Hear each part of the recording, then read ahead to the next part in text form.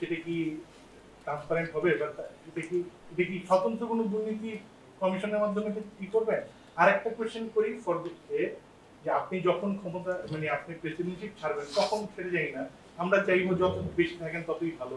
আপনি সেই সময় বাংলাদেশকে পারফরমেন্স অনুযায়ী কোন জায়গায় দেখতেন?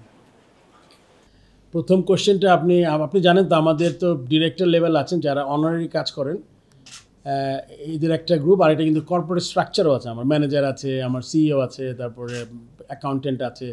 সো এটা কিন্তু আমার একটা বিরাট দায়িত্ব হবে যে সিস্টেমটা ঠিকমতো কাজ করছে কিনা এটা এনশিওর করা দরকার।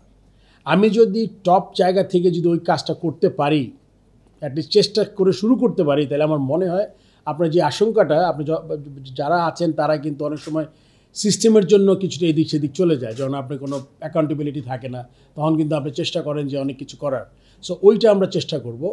আর আমি বাংলাদেশে কোথায় দেখে যেতে চাই, আমি তো দেখে যেতে চাই বাংলাদেশ টিম ফাইনাল খেলুক যে কোনো বড় আইসিসি টুর্নামেন্টে, বাট সময় কতটুকু পাবো এটা খুব ইম্পর্টেন্ট ফ্যাক্টর। আমি আপনাকে বলছি, ভালো কাজ শুরু করলে কিন্তু আপনি রাতারাতি পাবেন না, আপনি রাতারাতি সাফল্য পাবেন এটা একটা ফ্লুক হয়, যেটা আমি অনেক বলেছি যে আমি যদি একটা দুইটা উইনের থেকে যদি আমরা 5টা খুব ক্লোজ ম্যাচ খেলে 7-8 নম্বর ম্যাচ 2-3টা জিতি, এটা কিন্তু সাস্টেইনেবল হয়। সো আমি সবসময় মনে করি প্রসেসটা চালু করাটা খুব জরুরি, যেখান থেকে আমরা অনেক রেগুলার বেসিস ভালো খেলতে পারবো।